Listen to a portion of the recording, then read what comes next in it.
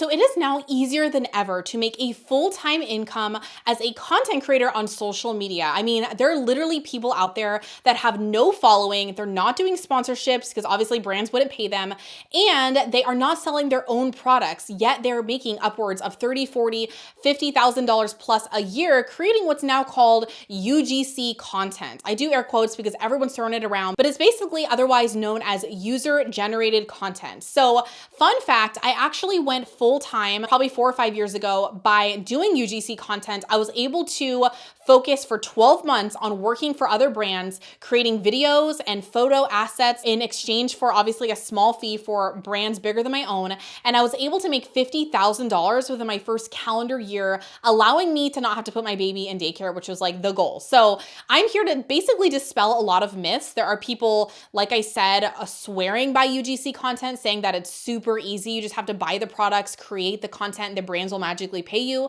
Right now in 2022, there's no marketplace that you can go and like submit your stuff through, which is honestly a really good business idea. And so because of that, it is a lot of hustle and grind getting your name out there to these bigger brands, bigger than your own, right? So I'm here to tell you the exact steps I took from $0 to $50,000 within the first 12 months of me doing it.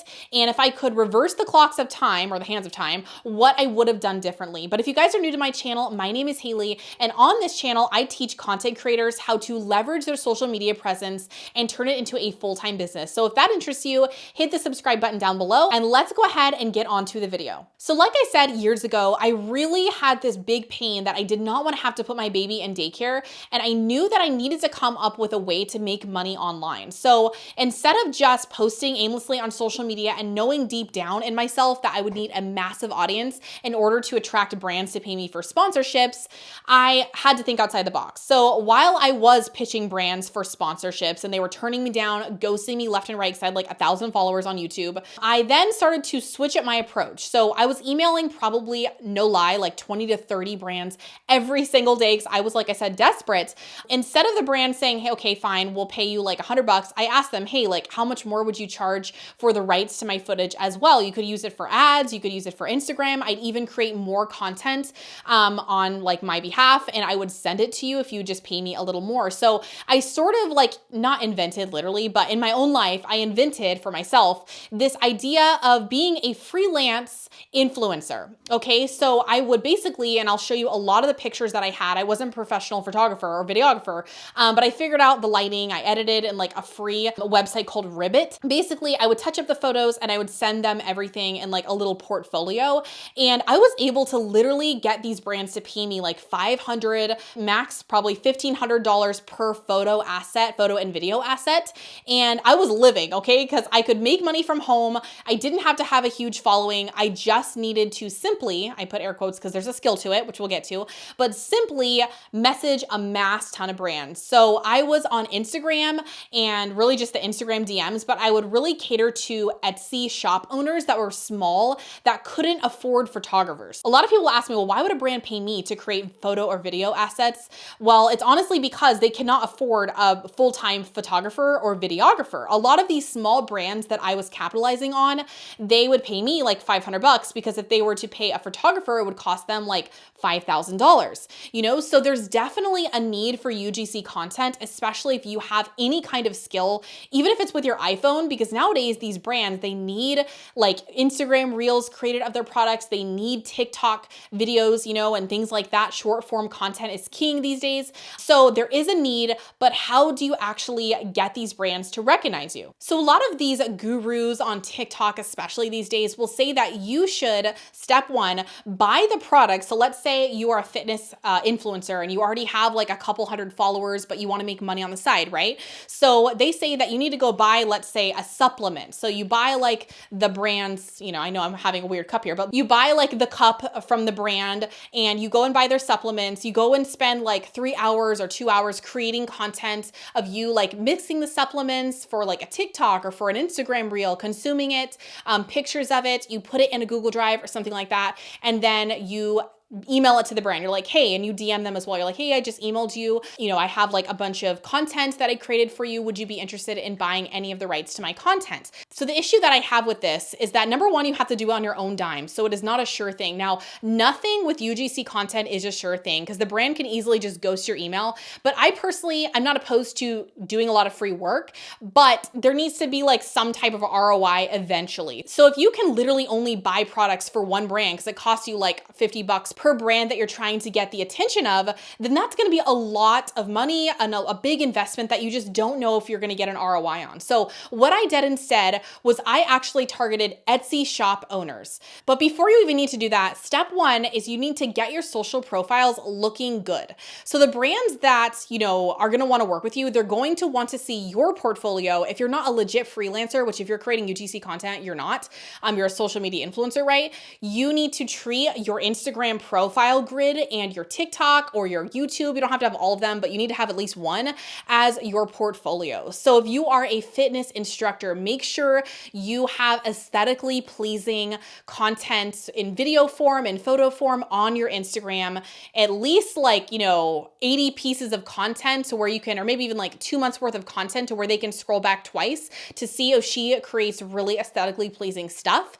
And if you are looking to work with certain brands, make sure you fit their vibe. So if they have like chunky bold font, make sure you have chunky bold font. But on the flip side, if your niche is like minimalist home decor, make sure that your content looks like it's attracting people that have the minimalist, aesthetic. So there's neutral tones. The certain font has a different style that is suited to the brands that you want to work with or that would want to work with you. And so you really want to treat your social pages or your social profiles as a portfolio. So that is step one. So just look for the things in your own life. If you have no presence right now on social media, see what you could do. So for me, at the time, I asked myself, well, what can I do in my own life where I don't have to spend an arm and a leg to look the part on social media? So at the time, I was a mom of a newborn baby, or actually, I think I was actually pregnant. So I created a lot of pregnancy type of content. I did like weekly bump dates, what they're called. And so I would take pictures of my nursery. I would take pictures of me being pregnant in like maternity clothing. And I made my apartment look like aesthetically pleasing on a dime. Okay. Everything was like from IKEA, super cheap.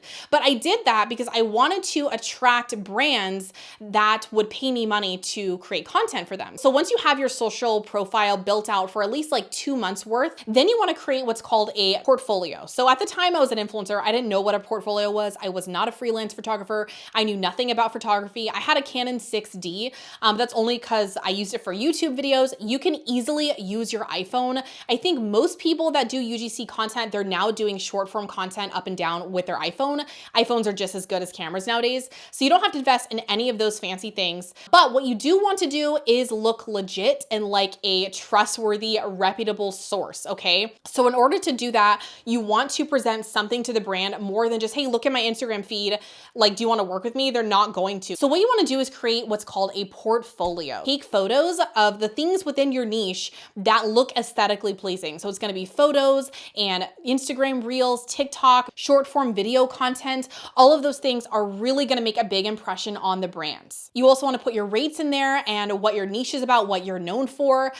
Even if you have 100 followers, it is okay because you have this portfolio that looks like you're a good content creator, right? Even if you feel like you're not one. So after that, this is where the hustle comes from. And you have to really like be determined to wade through all of the ghostings that you are going to receive because you're still a smaller influencer. If you had like 200,000 followers, then the rate at which the brands are going to respond are going to dramatically go up. But that doesn't mean that you shouldn't do it because obviously I went full time with like hardly any following. I think I had like 1,000 followers. The third thing is pitching brands. But basically this is what I did. So I would set a timer for 2 hours every single day. I would go on Instagram. I would look at all of the Etsy shop owners because it's really easy to like find Etsy shop or boutique shop owners Instagram accounts that have smaller followings, and I would DM them and also send them an email. So I would DM them the pitch, hey, like I create user generated content. Basically, if you don't know what that is, it's like I create content on your behalf and you pay me a small fee. It's cheaper than working with a photographer. I'm just getting started. Here's my portfolio. I also emailed you,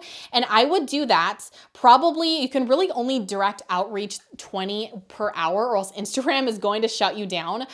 So I would do probably probably like 15 to 20 an hour. I would switch up like what I'm saying so I don't get like my account paused for 3 days, which has happened several times, I should know. Then I would wait an hour, I would do another hour, and I would basically do that sporadically throughout the entire day. And I would also send a ton of emails. And so what I found my response rate was probably, I'm not kidding, like 10%. So 10% of people would actually respond being interested. And I would give them my rates and we would negotiate back and forth. And this obviously took a lot of learning because I had to know what to say to get their attention, what subject line to use, what portfolio they would be interested in, what rates that I would give. But I did this every single day, 7 days a week for 2 hours. And I was able to eventually hit up to $1,500 per photo assets. So I would give them the rights to like 8 photos and 8 videos. And I would do YouTube videos that were like a minute long for ads. They would tell me what they wanted. And it is so much easier to pay an influencer online $1,500 than it would be to pay a videographer like $7,000. So another question I get is, do you need to show your face? No, you absolutely do not need to show your face. But if you feel like you fit most brands and if your face is a marketable face, which I know sounds vain, but sometimes it is and sometimes it's not. But let's say you are in like the motherhood niche, but your kids are like 18 years old. Obviously you wouldn't have like a marketable brand. Or let's say you're looking to get into like taking photo and video assets of kids' toys, but you don't have a kid and you're not a kid. Obviously you wouldn't have like a marketable face. So I always would err on the side of yes, you can use your face if you're okay with like being a semi-model and posing for shots. That is really what the brands are looking for. They are really looking for real life people to be using their products. That is why TikTok is so popular nowadays, because it's like raw, real content. That is what they're going to be looking for. So if you can say that, yes, I will use your product on camera, then yes, definitely use your face, but you definitely don't have to. The other thing is people assume that they need to have a really amazing looking house or living space in order to create content for other brands. I used to think this as well. So I went so far as to like paint all my walls like a gray, which is really popular back in 2017. And then I would actually buy like marble contact paper and I would literally buy like a $20 TV table from Walmart, tape it to the table and then take photos on that. So you can be really creative. You do not have to have like an amazingly white kitchen or fancy stuff in your house. You can create corners of your house that are like little photo studios just so you can take pictures of the brand. And the other question I get is, do you need to have a larger following or be an influencer? Absolutely not. I was not an influencer. I had barely any people following me other than my sister and my mom. And what I really had going for me though, was I did get a knack for photography and videography. So I was able to match the aesthetic of a lot of brands. At the time, I made a lot of money by working through Derm Store, Pink Blush Maternity, things that were more along the lines of like motherhood and being pregnant and being like a wife. And we literally had no money at the time. So my entire firstborn daughter's nursery was stuff gifted to me through Etsy. And I would obviously take photos of those products and videos, and I would send them to the brand in exchange for the product and a small fee as a UGC content creator. So that is sort of how I did this full time. It's definitely going to be mentally fatiguing and you're going to question whether or not this is right for you. But if it's something that you really want to do, and if you're not interested in like selling an online course or doing coaching programs, which obviously if you guys follow me, that those are like infinitely better for your lifestyle and for like the time allotted. But if you're okay with doing the hustle and grind of messaging brands every single day, day in and day out, then this is a great income stream. I would really focus though on targeting smaller brands on Etsy because you can easily find their Instagram accounts to see if they're trying to do something already and they are making money on Etsy, but they're not like, you know, able to pay for a full-time videographer. So you don't want to just reach out to like Nike or Huggies, you know, because they already have people doing that. So you want to find these smaller brands by searching through Etsy. So that is pretty much it for today's video. I hope you guys got value from it. If you have any questions, you can leave them down below. Subscribe if you're new, and I will see you in my next one. Bye guys.